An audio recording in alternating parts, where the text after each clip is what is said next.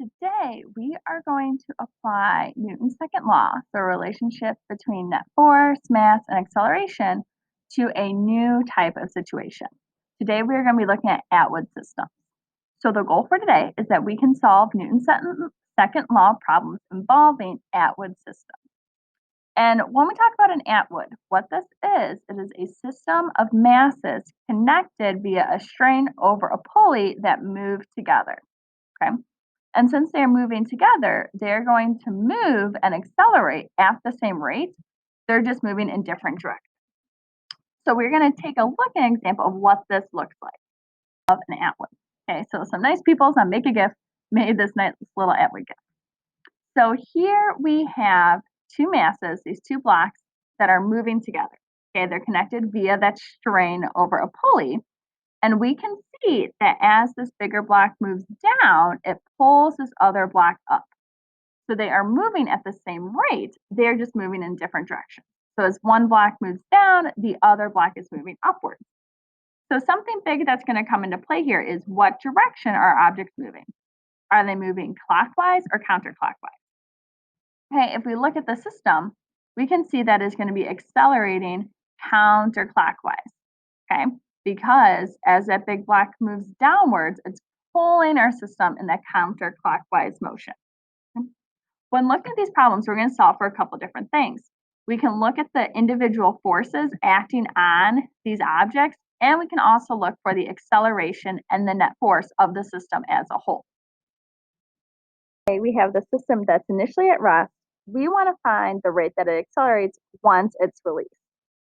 Okay, so we can see here we have two masses. We have this 50-kilogram block and a 100-kilogram block. The first thing I'm going to decide is which one I'm going to call M1 and M2 since we're dealing with two masses. I'm just going to decide my M1 is the 50-kilogram block and my M2 is the 100-kilogram. Look at this. Our 100-kilogram block is more massive than the 50. Because that 100-kilogram block is more massive, it is going to move downwards.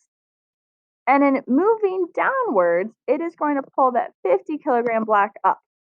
Okay, so we can see this system is going to end up rotating clockwise. Okay, so since that 100-kilogram block has a greater force acting on it, it's going to move the system in its direction. Okay, so it's going to move the system in the clockwise direction. Okay.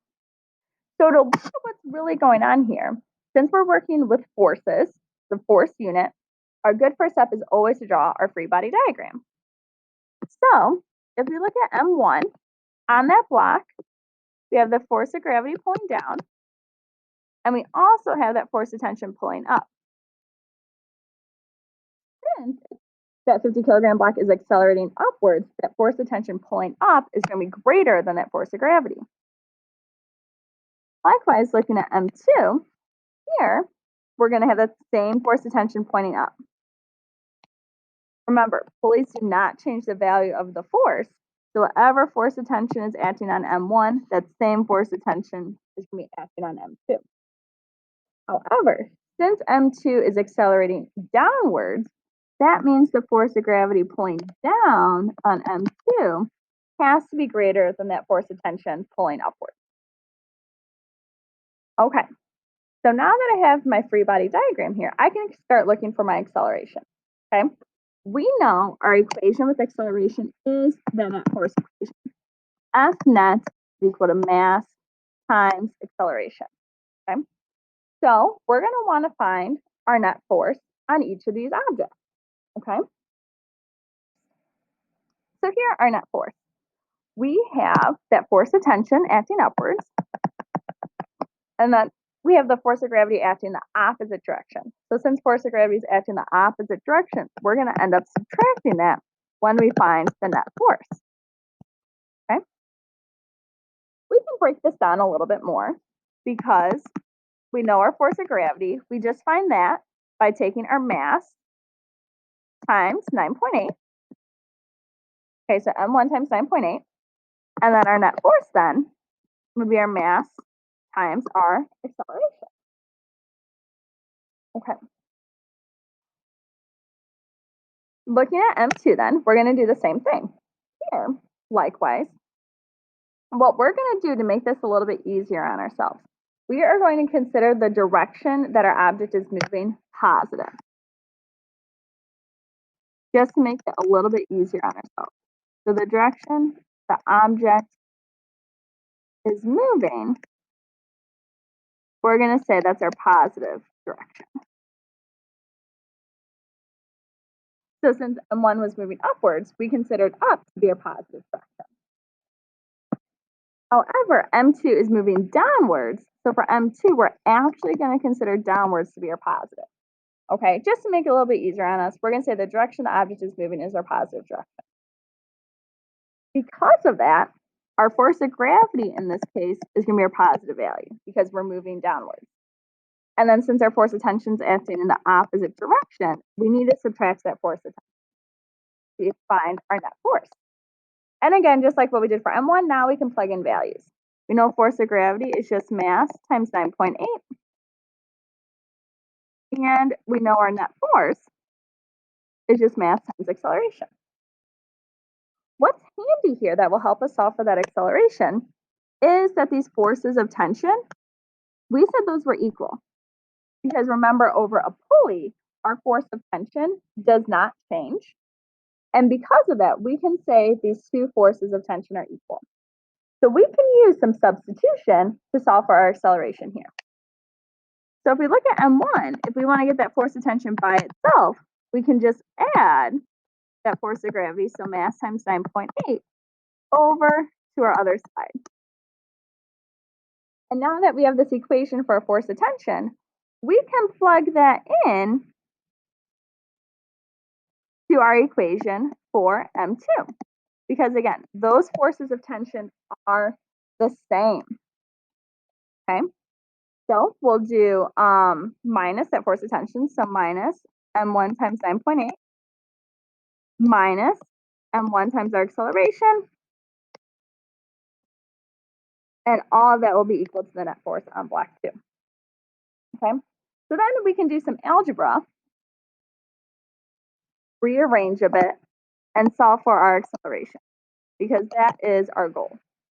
And when we do that, we're going to find that our acceleration is equal to 9.8 times M2 minus M1 all over M2 plus M1. Okay? So for this scenario, we'll just find our net force on either object, and then since those forces of tension are equal to one another, we can do some substitution to solve for our acceleration. Okay? We could then plug in our masses to find what that acceleration would be. Okay? That was fun, right? All that substitution, all the algebra. Couldn't get any better than that, right? So I know you're probably thinking that was a lot of work. And yes, we do not have to do all that work each time. There's actually an easier way to go about solving this without having to do all this math. Okay, and that's what we're going to take a look at next.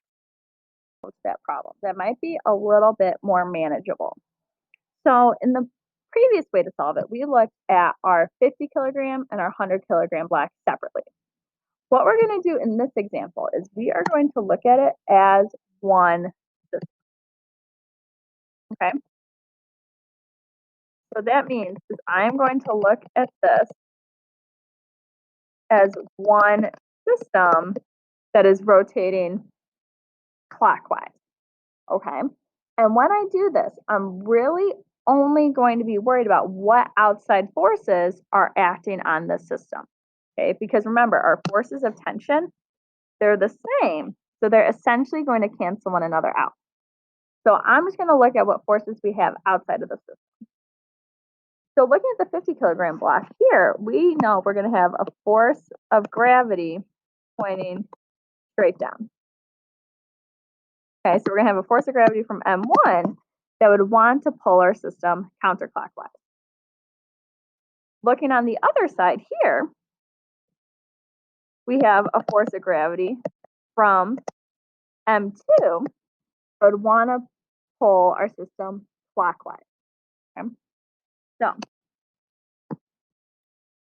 when we solve as a system, so here we're just going to look at the forces we have acting outside of that system. So when we find our net force, we're going to look at our force of gravity from M1 that would want to pull our system counterclockwise, and our force of gravity from M2 that's pulling our system clockwise.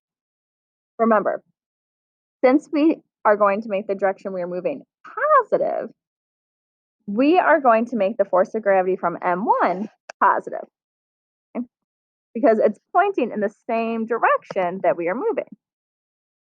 However, if we look at our force of gravity from M1, here, that force of gravity is pointing in the direction opposite of motion, so we're going to make that value negative. Okay, so let's look and see what we have here when we plug in some values. So our net force, we know that's equal to mass times acceleration. But here, since we're looking at it as a system, we need to find the total mass of our system. So here we'll take the mass of M1 plus the mass of M2 to get that total mass times our acceleration. So since we're looking at it as a system, when we're looking at a net force, that's going to be our total mass. Okay. We'll set that equal to our force of gravity from M1. That's pointing in the direction opposite of motion. So since it's pointing in the opposite direction, we're going to make that value negative. And then we also have our force of gravity from M2 that's pulling our system in the clockwise direction, the direction we're moving.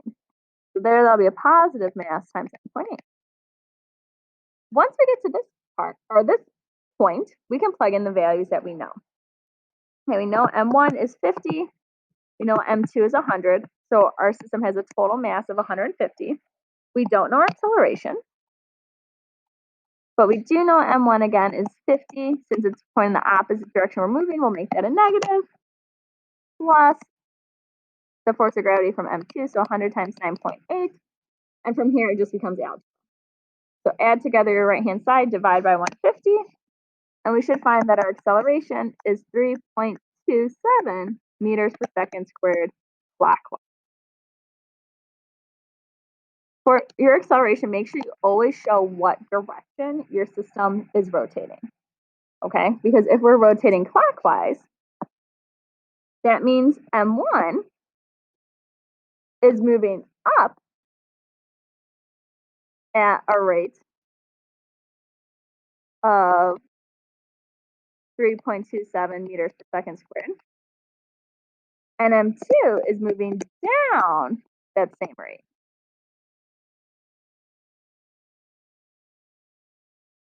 So we can also solve these problems as a whole system and just look at those external forces rather than having to do that substitution for tension. Okay. All right. We'll go ahead and look at another example. Here we have an inclined plane, so it's a little bit more difficult, but nothing too much for you guys. All right. So here we want to find the clockwise acceleration of the system below. So here it already tells us that our system is moving clockwise. And that's important because now we know we're going to make the clockwise direction positive because that is the direction we are moving. Okay, so our goal is to find our acceleration of the system. And so since we're working with forces, always a good first step is to draw your free body diagram. So we'll just call this 5 kilogram block M1, this 7 kilogram block M2. All right, so if we look at our 5 kilogram block M1, we are on an incline. So our force of gravity will point down as always. Here we have that strain pulling us up and to the right. So we have that force of tension going up at an angle. And our normal force is always perpendicular to our surface. So our normal force will be going up and to the left here. Something that I forgot to mention here, but that you'll need to know is that our incline is friction. So you do not need to worry about friction here. Okay. So as a reminder, when you guys have a free body diagram on an inclined plane, you want to break up your force of gravity into its x and y components. So continue down from that normal force to get your force of gravity y, and then moving over then your downhill component of that force of gravity, that'll be your force of gravity y. Okay? And then remember, what's nice is that angle of incline, that'll always be the upper angle of your triangle there. Okay. So then since we are accelerating up the ramp, that means here our force of tension is going to be greater than that force of gravity F. Because we're accelerating up the incline, our upwards forces are going to be greater, or uphill forces. Okay. So then looking at M2, here we have a force of gravity pointing down. And since M2 is accelerating downwards, that force of gravity is going to be greater than that force of tension pointing up. Okay. Remember, this is the same slope, just over a pulley, those forces of tension are going to be equal. Okay, so our goal is to find our acceleration. And we know our equation with acceleration is our net. So we know we're going to want to use our net force. So to make this easy on ourselves, we're going to solve this as a system. So we're going to look at this as one big thing that's moving in the clockwise direction. So we're going to look at what forces are acting outside of the system. So if we look at our 7 kilogram block, M2, that hanging mass, here we have that force of gravity that's pulling us down. Okay, it's the force of gravity on M2 that's making our system move clockwise. Okay, it's acting outside of that system. Okay, so when we find our net force, we know we're going to want to use the force of gravity from M2. And that's going to be positive since it's in the direction of motion. If we look at our 5 kilogram block, we need to look and see which forces are pulling it downhill. Okay, so here, if we look at our free body diagram, it's going to be that force of gravity X that's acting in the opposite direction, that would want our system to move counterclockwise. To find our net force here, we're going to focus on those outside forces again. So it's that force of gravity pointing straight down, and then that force of gravity X pulling downhill. And since that force of gravity X is pulling downhill, the opposite direction of motion, we're going to make that negative. Okay, because it points opposite the direction that we are moving. Okay. An easy way to see what forces you're going to want to focus on is look at your free body diagrams and see what other forces you have acting in the direction of motion that are not your force of tension. Because we know our forces of tension are going to cancel out, so we do not need to worry about those when looking at our net force. Look to see what other forces are acting in the direction of acceleration. Okay. So if we did have friction here, we would need to account for friction. All right. So from here, we can start plugging in values. We know our net force, that is mass times acceleration. Since we're looking at it as a whole system, we're going to want to add those individual masses together and then multiply by our acceleration. Okay, so we know our net force is equal to the force of gravity on M2. Okay, that's the force that's pulling us clockwise. So that would be 9.8 times the mass of block 2, and then minus force of gravity X on M1, since it's pointing in the opposite direction. So if we want to find the X component, right, we need to first find our force of gravity. So we know our force of gravity would be 9.8 times our mass. So 9.8 times M1 would be our force of gravity. We're just concerned with the X component, though, because that's the force that's acting in the direction of motion. Okay? So if we want to find our force of gravity X, we're going to want to use sine. We're going to say the sine of 50 is equal to FGX over 9.8 times our. And the reason why we want to use sine is because we know our angle here, and sine is opposite, so FGX over our hypotenuse, which is our actual force of gravity. So when we do that, we'll find the force of gravity downhill on M1 ends up being 9.8 M1 times the sine of 50. Okay, so now we can go ahead and plug that in our equation.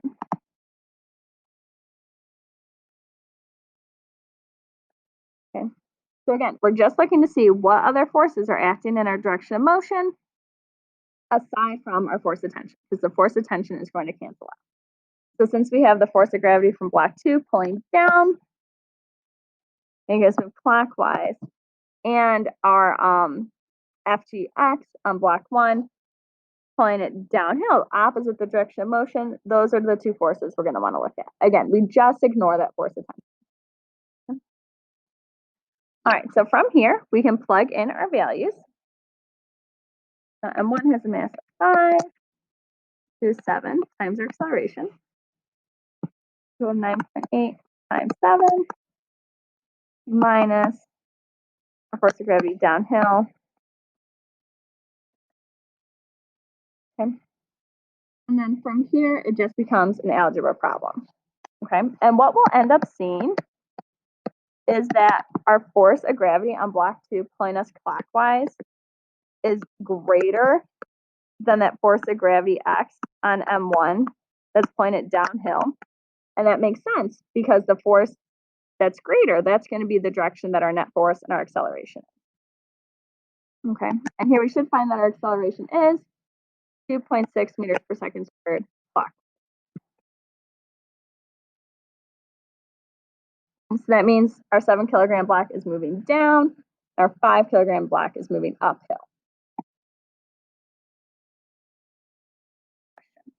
If the acceleration of the system is 1.31 meters per second counterclockwise, so here we're moving counterclockwise, what is the force of friction on the 10 kilogram block?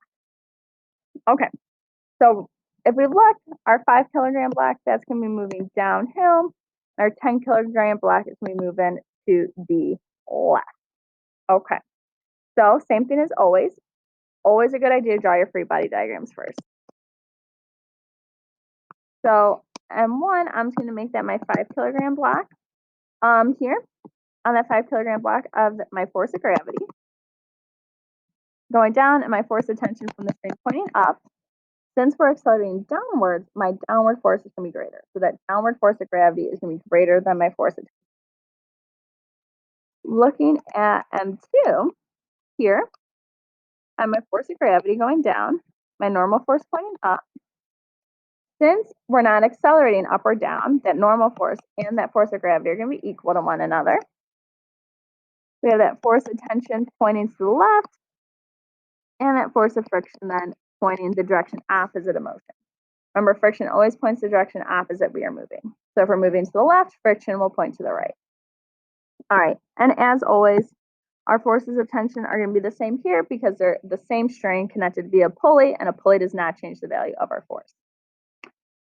So then we want to look to see what forces are acting on our system causing it to move. So if we look at M1, M1's moving down. And if we look at this, it's going to be the force of gravity that's pointing in that direction. Remember, we always ignore force of tension. So then vertically, we only have that force of gravity. Whereas if we look at M2, M2 is moving to the left. So it's moving horizontally. So here we want to look at our horizontal forces. Since our force of tensions cancel out, the main force we're going to be looking at here is our force of friction, okay, because that's our only other horizontal force. So if we are given acceleration, that is a good hint, we're going to want to use our net force equation. So when we're looking at the net force of the system, we're looking at the forces that are either helping it move or hindering its movement. So looking at M1, we said we had that force of gravity pulling our system counterclockwise. And since it's in the direction of motion, we're going to make that a positive value. And then we also have that force of friction from M2. And since that force of friction from M2 that's pointing in the direction opposite of motion, that's going to end up being a negative value. Okay. Since we're solving for that force of friction, I'm not going to plug that negative in now. I'm just going to wait till later. Okay. So again, we're just looking at the forces in the direction of movement, but ignoring that force of tension because the forces of tension cancel out. When we want to find our net force, we know we need to do our mass times acceleration. Since we're looking at the mass of our system, we need to add together our individual masses. So we have our 5 kilogram block plus our 10 kilogram block.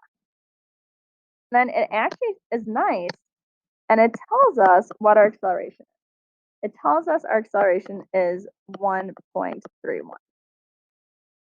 meters per second squared. So here we're just taking our mass times our acceleration, find that net force. That is going to be equal to our forces added together.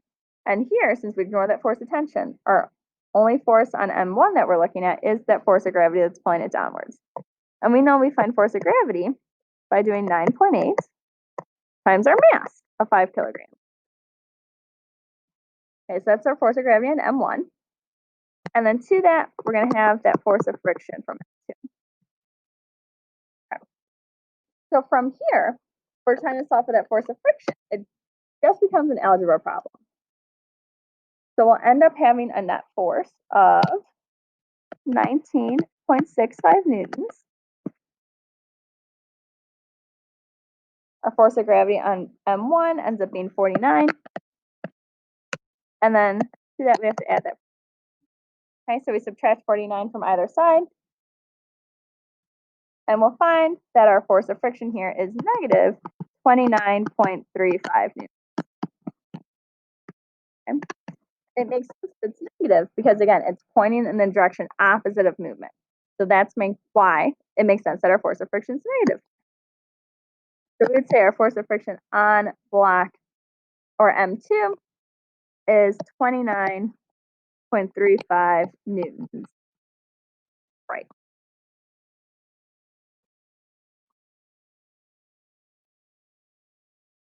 Okay. Perfect. If you guys have any questions as you're working, please let us know. Main ideas when you guys are doing these, look to see what forces are acting in the direction of motion on your objects. And then you'll want to use those to solve for your net force. Just always ignore that force of tension because it ends up canceling out. Okay, so look to see what other forces you have in the direction of motion, and those are the forces you'll want to look at to find your net force. And then make sure when you guys find your net force that you add your masses together because you're finding the net force of your total system. All right, I hope you guys have a lovely day.